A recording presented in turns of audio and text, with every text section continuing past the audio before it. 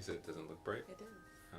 Okay. Can't see my eyes. You gotta look at the camera. What? They can't see my eyes anyway. It don't matter. So your head forward. There we go. Nah, it just look creepy. No. Alright. Well, then take off your glasses. No, then I can't see. We gotta connect with the peeps. I am connecting. I took off my glasses. Because you can see though. I'm looking at the circle. You don't really need to see. I can't even. Alicia. I Just can't look even. right there. What's yours? It's all just one black thing. Right here. Whatever. Go ahead. You could do your glasses if you want to do them. It's too late. They're off now. Okay. Don't squint. I can't see. I don't know what I'm saying. Hi, everybody. Hi. Hi, everybody. Hi. We're back. Jamal's not wearing his glasses. Yeah. Because the glare in his glasses, can't see his eyes. Yeah. But now you can see them. Yeah. So we're here to give an update. Updates. And just talk with you guys. Mm-hmm. So the last video we did was telling you all our plan. Mm-hmm. And since then, we have gotten a lot done. We have got the RV. Yep. Gotten the RV. We have installed solar in the RV. Yep. We got the batteries. Yep. We've done we've done a lot of stuff. Yeah, taking stuff out. We painted it. Yeah. We started remodeling it, buying other things. Things trying we don't to think we need. But. Yeah, like putting like foam and stuff around the pipes to try to keep things warm. Mm-hmm. It's December, so. It's December. So winter hasn't even begun yet. Yep, still technically fall. Yeah. What is it today? It is the 18th. 18th, yeah. Yeah. So December 18th. So we still have like 3 more days until winter. In the snow. Right. But the weather's been kind of mild lately, so. Praise the Lord. Yeah. So we've been able to work on stuff. Right now we're staying at my mother's house. Yep. She's been gracious and kind enough to let us stay here while we get our lives together, and our RV's parked out in the driveway. Out there. Outside. That way, yes. That way. Oh my gosh. So yeah. So yeah. Mm-hmm.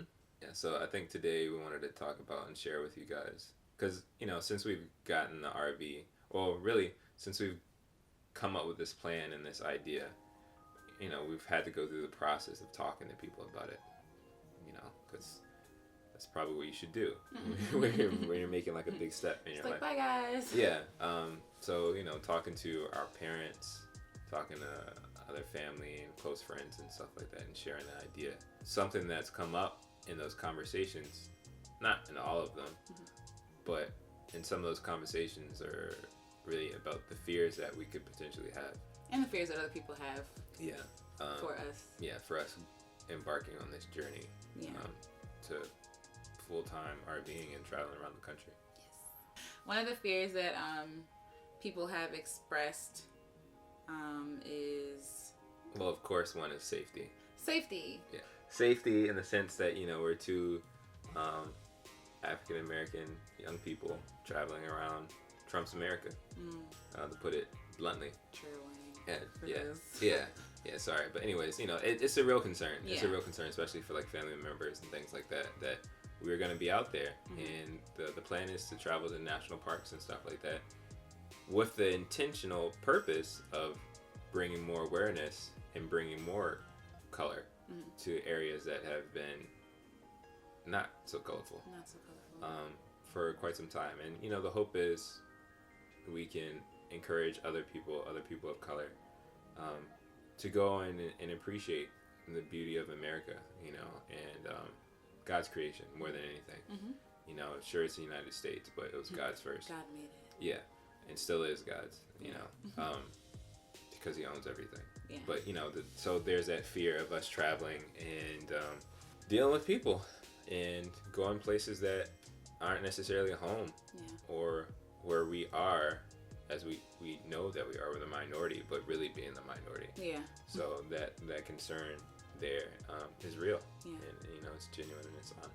Yeah. Another fear that people have expressed is us being alone together with no community surrounding fever. us. Cabin fever.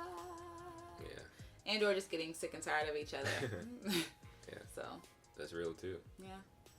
And we've thought about that. Yeah, we've thought about that, and do I like him enough to yeah. So I mean, that's something that I'm sure we're gonna have to work on putting things into place. Because I mean, we don't plan on not talking to people or not interacting with the rest of humanity. Right. Like, it's not just gonna be about squirrels and trees and stuff like that. No. We do plan on setting up like meetups whenever we go to certain cities and states and things like that, to hang out with other people, hang out with other nomadic individuals, hang out with other creatives and artists. Yeah. And continue to build and foster community that way. Yeah. And of course, also staying in touch with our friends and family back home. Skyping, phone calls. Yeah. Postcards. And wherever we are, visiting people that we know who live in those areas. Yeah. People, we have friends and family that live all over, the United States. So hopefully you guys have places for us to park our RV. So. Please. Yeah. I think some people are concerned about just the natural things like bears, snakes, lions, mountain lions. Yeah. We'll probably have to go to Walmart and pick up some stuff. Some things like an extractor, those snake bite venom extractors, and also read. Read a lot. So going to Walmart and Dick's and REI and all these other places. So, yeah. What's a fear that you have? One of my fears is that we're gonna go out there and it just be a bust. I think we're taking a big step of faith here. We're both, planning to pursue our own businesses and things like that, and our dreams, and build community and things like that. But I think one of my fears is, just a natural fear of failure. Yeah. I mean, I would say I share that sentiment. And I think the biggest fear for me, especially as the husband and in the leadership role that God has given me in providing for my wife, is being able to do that effectively while we're on the road. And I'm willing to do whatever I need to do, and that's not whatever you need to do. Yeah, not whatever, not whatever I need to do, but within reason and within the law, and of course the law of God. But because I don't have a fear or apprehension to work, just making sure that I'm still providing for her, doing what I'm called to do. That's part of what I'm supposed to do as a husband, is to provide for my wife. I think one thing that's keeping me focused or level is just trusting God. Okay, so what if it does fail? What's the worst that could happen? It's okay, we get another job somewhere else. We're both employable. Yeah. You know what I'm saying? We both have degrees. Yeah. It wouldn't be ideal, but even if we have to stop somewhere for a little bit and work, for a few months or a year or so, and then pick back up and go, then we could do that. And we both have skills that we can use to employ us. They have a certain set of skills. I think that's probably my biggest fear, actually, because everything else I think we would figure out. Learning how to live in close quarters with one another, I think that's something that we can figure out and just have to work through, and communication and stuff like that. I feel that's a problem with anyone cohabitating or living together. And, whether you're married or you have a roommate or when you're living with someone, that brings a whole different level of intimacy and honestly annoyance too. Especially if you're not used to sharing your space. Yeah, I think failure is the biggest one. Yeah, failure, and I guess that would go under failure. What's that? Struggling to make ends meet or provide. Yeah. But I mean, I'm also, even though that is a fear, I think I'm more excited about the potential of succeeding. Yeah. More than anything. Yeah. Or even just experiencing it. Yeah. Because why not? Yeah. I'm more afraid of being stuck and not doing it than doing it and potentially failing. It's settling.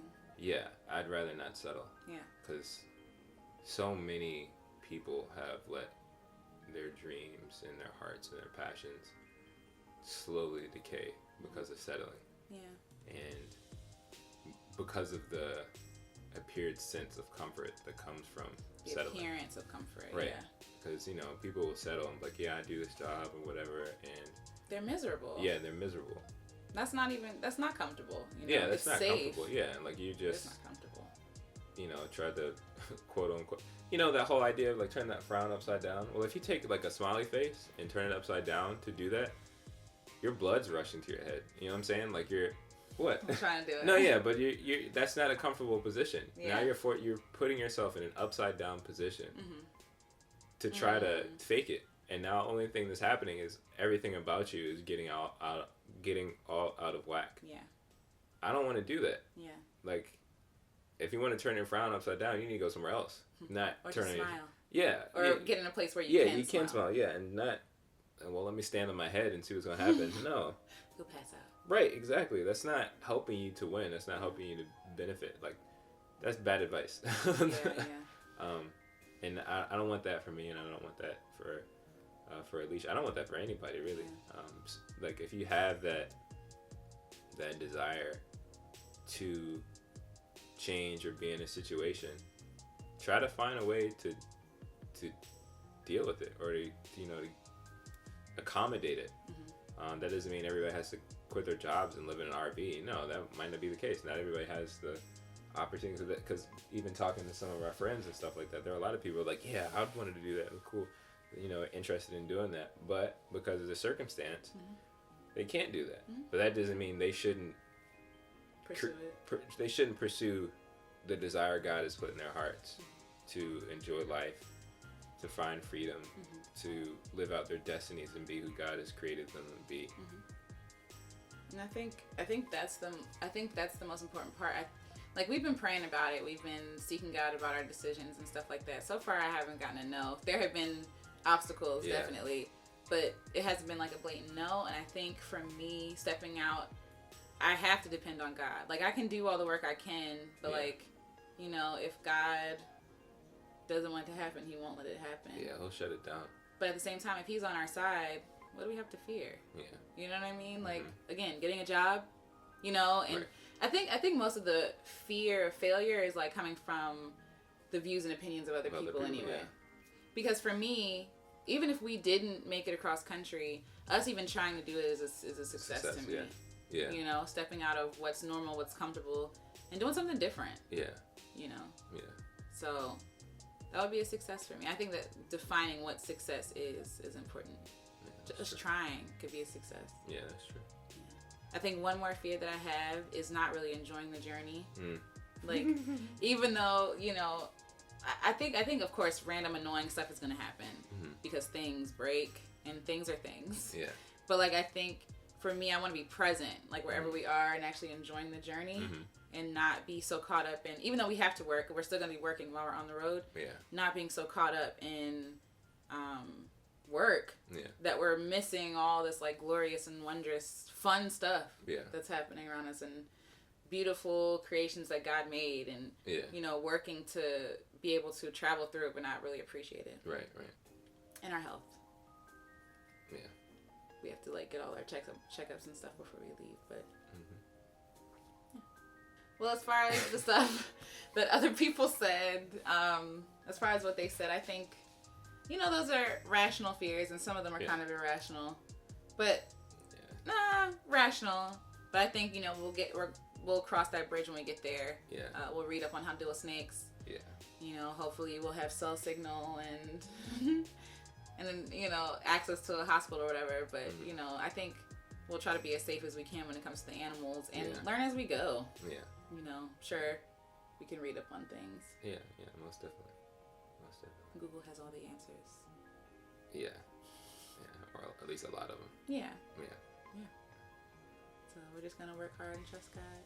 Like you said, is that how it goes? Trust God and do the work. Dang. I mess it up every time. It's okay. Trust God and do the work. Yeah. Well, until next time. Next time on Dragon. No. Oh yeah. So yeah. Will they ever leave? Will they ever start RVing? Right. They just stay in there. They stay. Mom. Driveway. In her childhood room. But yeah, so we'll keep you guys updated as things continue to progress. Yes. So on the adventures of Fox and Miles. Yay. Oh, be sure to check out our website. Check out our website. Yes. Which is www.worldwideweb.foxandmiles.com. foxandmiles.com. And as in A-N-D? A-N-D. Fox, A-N-D, Miles? Mm-hmm. Gotcha. .com. .com. F-O-X, A-N-D, M-I-L-E-S. Yes. All right.